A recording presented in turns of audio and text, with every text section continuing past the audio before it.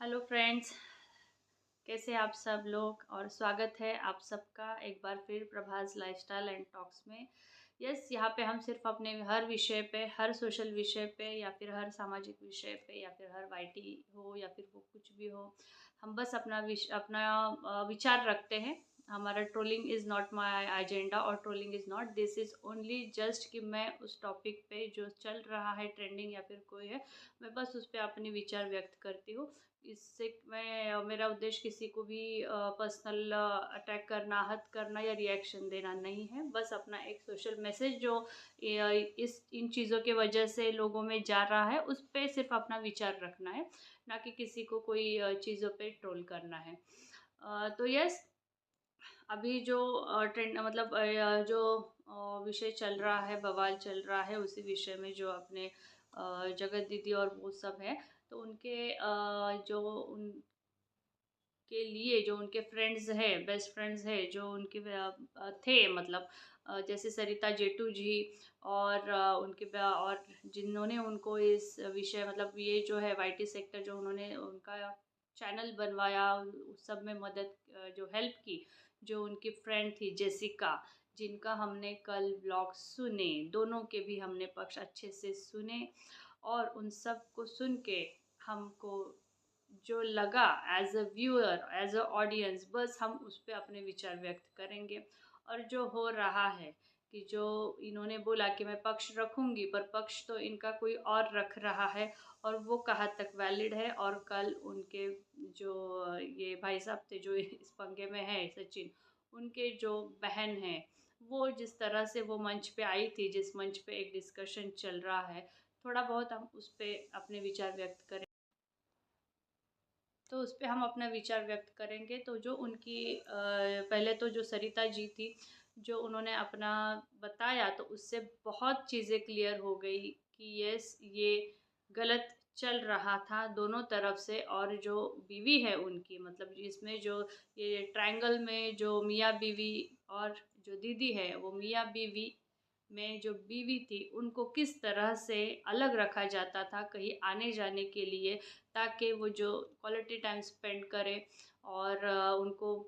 मतलब दूर ही रखा जाता था। जबकि वो पूछती थी, बोलती थी, तो उनको डांट दिया जाता था या फिर उनको मैनिपुलेट कर रखा था पूरी तरह से। और कैसे वो उनको एक बढ़ावा दे रही थी वो दीदी,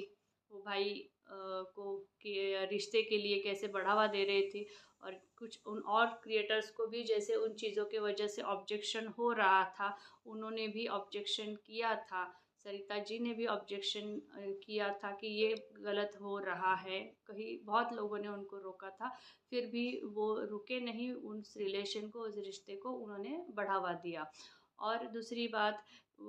जेसिका जी को देख के तो बहुत शॉकिंग लगा।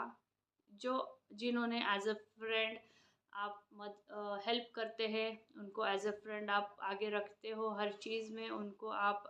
एज रिस्पेक्ट दिया। उन्होंने उनको अर्निंग सिखाई, फाइनेंशियल हेल्प दिया, हर किस्म का हेल्प देने के बाद भी उनके साथ जो हुआ है, उनके बच्चे के रील के लिए जैसे उन्होंने जेसिका जी को जो डाला है और जो परेशान दिखी है वो लेडीज़, और जिस तरह से उन्होंने अपना पक्ष सुनाया, तो yes, as a viewer, as a audience, बहुत ही फील हुआ, आहत लगा। जो उन्होंने फेस किया होगा मेंटल टॉर्चर, या फिर एक आज जो ये लोग मतलब एक आज सोशली बोला जा रहा है कि जस्टिस फॉर द बच्ची, जस्टिस फॉर द बच्ची, तो आज जस्टिस फॉर द बच्ची, हम उनके लिए भी तब शायद वो ही लगा होगा फीलिंग कि क्या मेरी बच्ची नहीं थी, जिनके ऊपर इन्होंने इतना बवाल खड़ा किया था, क्या वो एक ये नहीं थी।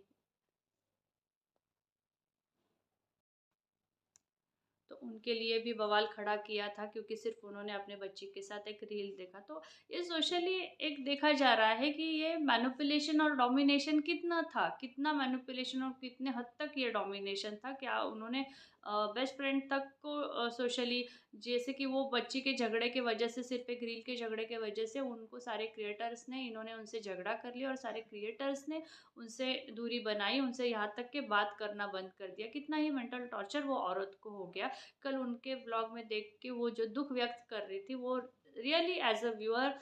बहुत ही दुख मतलब फील कर रहे थे, हम वो रिलेट कर पा रहे थे कि क्या उन्होंने सहा होगा जेसिका जी ने। तो ये एज अ व्यूअर भी मैं जब देखती मुझे लगता था ये तो महान व्यक्ति है, महान व्यक्ति है, पर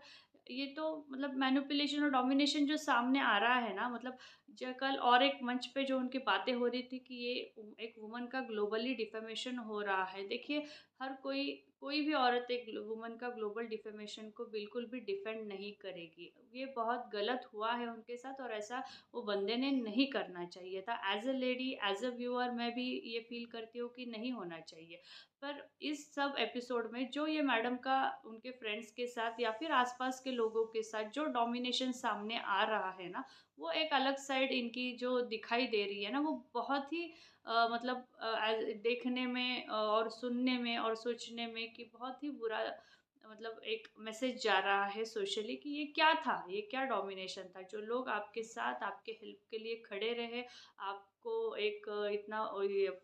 इतने बड़े इस पे पहुंचाया है आज मिलियंस में, और आपने क्या किया उनके साथ। और ये मैडम ने तो कहा था कि ये अपना खुद पक्ष रखेंगे, पर कल एक मंच पे मैडम के तरफ से जो एक लेडी बोलती है,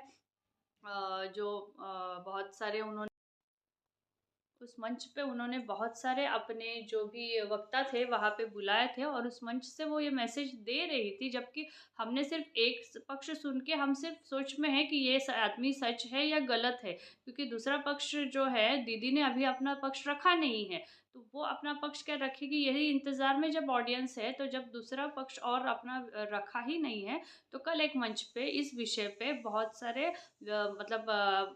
जो है मंच के क्या एक व्यक्तिमत्व को हर एक क्षेत्र के जो है ना बुला के उसके ऊपर डिस्कशन कर रहे थे और वहाँ पे इन बातों की पुष्टि की जा रही थी कि हाँ ये रिलेशन था, जबकि दोनों साइड में से दूसरे पक्ष ने तो वो किया ही नहीं है। तो आप कैसे वो मंच पे ये डिस्कशन कर सकती हो कि ये है तो क्या। और वहाँ पे वो ये भी बोल रहे थे कि इन्होंने इन्फ्रिजमेंट किया है, एक पार्टी ने दूसरी पार्टी की तरफ, उनका रिश्ता था वो इलेजिटिमेट रिलेशनशिप में थे और वो लोगों मतलब एक दूसरे के साथ ये थे, उनके वाइफ को वो चीज़ें मालूम थे, मतलब वो पुष्टि कर रहे थे टोटली कि हाँ था, वो मिलते थे, उनमें नाजायज संबंध थे, वो ऐसे करते थे, लेडी ने ऐसे रखा था रिश्ता, वो आदमी ने ऐसे रिश्ता रखा था, बीवी को पता चल गया, पता था ये वो। तो जब तक दूसरी पार्टी ने अपना पक्ष नहीं रखा और जब आप बोलते हो कि ये न्याय प्रविष्ट है, तो आप कैसे ये चीज़ें रख सकते हो सोशली आके। तो क्या ये दूसरे बंदे की उन्होंने कहा था कि वो बंदे पे वो मंच पे वो ये लगा रही थी कि आपको जब तक उस दूसरे पार्टी ने आपको ये नहीं किया है, परमिशन नहीं लिया है, तो आप कैसे ये सोशली ये बातें रख सकते हो। तो इनको भी सोशली ये बातें रखने का क्या था कि वो तो हाँ, बाकी जो रिएक्शन चैनल वाले हैं वो सिर्फ उनको तर्क वितर्क अपना अपना लगा रहे थे, पर ये उस पर मोहर लगा रहे थे। तो ये कहाँ तक सही मुझे नहीं लगा, वन साइडेड प्रूफ करने के लिए लगा। जबकि आप अगर कुछ सोशल मतलब पॉडकास्ट पे ला भी रहे हो, तो इसके लिए आपको भी उनको भी परमिशन दोनों साइड से चाहिए, वो आदमी से भी चाहिए और वो दीदी से भी चाहिए, पर आपने पता नहीं किसके परमिशन से वो आप कर रहे थे। तो ये होते-होते डायरेक्ट उनकी जो भैया जी की जो बहन जी हैं, वो आई, उन्होंने बहुत अच्छा किया कि वो आके उन्होंने कहा, क्योंकि एज़ अ फैमिली मेंबर वो आके टोक सकती है कि जब मेरे भाई ने या फिर किसी और ने आपको परमिशन नहीं दी, तो आप भी ये डिस्कस सोशली नहीं कर सकते। जब आप दूसरे पक्ष सुना ही नहीं है, दूसरा पक्ष बोल रहा है कि जब तक मैं खुद ना बताऊँ, आप कोई तर्क-वितर्क न लाएँ, तो मैडम जी ने डायरेक्ट डिक्लेयर ही कर दिया ऐसा था, और वो दूसरों से जो भी उन्होंने बुलाए थे एज़ अ पैनलिस्ट जो अलग-अलग क्षेत्रों से उनसे वो सवाल कर रहे थे, वो ठीक है वो आपने बुलाया, पर जब ये सवाल दोनों ने जब इस चीज़ को माना ही नहीं है, अदर साइड ने माना ही नहीं है, तो आप कैसे उस चीज़ को मोहर लगा के हाँ, ये है ऐसा इल्लीजिटिमेट और आप डिस्कस कर सकते हैं। और वो आदमी ने आपको परमिशन नहीं दिया है ये डिस्कस करने के लिए, तो ये इन्फ्रिजमेंट ऑफ ये राय हो ही गया ना, privacy, infringement of the privacy ये भी हो गया है। तो when both are legally going on, और जब वो अदर पार्टी, क्योंकि मैं कोर्ट में हूँ, मैं कोई डिस्कशन नहीं करूँगी इस वजह से, तो कोई आप भी ये मोहर नहीं लगा सकते। तर्क वितर्क पे आप डिस्कस कर सकते हैं कि ऐसा लग रहा है कि ये दोनों में ऐसा हुआ है, जबकि दोनों में से एक पार्टी ने तो पुष्टि नहीं की है उन बातों की। उनके भाई ने आके जो भी सोशली कहा वो सिर्फ कहा उन्होंने, पर उन्होंने कोई भी पुष्टि उस बातों की वैसे वो व्यक्ति से जो उसमें है उससे आया नहीं है। तो ये भी एक बात सोचने वाली लगी है। और इस टोटल सिनेरियो में जो है ना, ग्लोबल डिफेमेशन बहुत गलत है, ये नहीं है, पर ऐसा दिखा ना कि अगर आपको चीज़ें क्लियर करनी है तो आप खुद आके क्यों नहीं कर रहे हैं, और आप दूसरे रिएक्शन चैनल वालों को ये सब बोल रहे हैं कि आप चुप बैठो। और ये एक रिएक्शन चैनल, मतलब जो ये टॉक है, इनके पॉडकास्ट पे फिर वो तो मोहर लगा रही है, तो ये कहाँ तक आप मतलब सही जा रहा है। तो ये कहाँ तक सही मतलब जा रहा है, और ये बिल्कुल भी नहीं लगा कि अरे आप एक तरफ से बोल रहे हो क्योंकि मैं अपना पक्ष रखूंगी और मैं चुप हूँ क्योंकि लीगली बातें जा रही है, और दूसरे तरफ एक औरत आ रही है जिनका इसमें मतलब कोई है ही नहीं एक पॉडकास्ट पे, जो मतलब जो पिक्चर में ही नहीं है, why she is putting the things before the panelist कि इस पे आपका विचार क्या है, कि ऐसा हुआ है, मतलब ऐसा हुआ है, वो आपने उनको बताया है ऐसा हुआ है, ये बात पता नहीं चल रही है। मतलब just audience and people are confused कि what is this going on, then whether this is not an infringement of privacy of both of a person without taking their permission, you are declaring it, yes this has happened, when the audience is still in a question mark कि whether things have really happened or not, whether the other party has really suffered so much or whether the other party was really involved, ये question mark था। पर ये तो कल prove हो गया कि yes she was involve in such kind of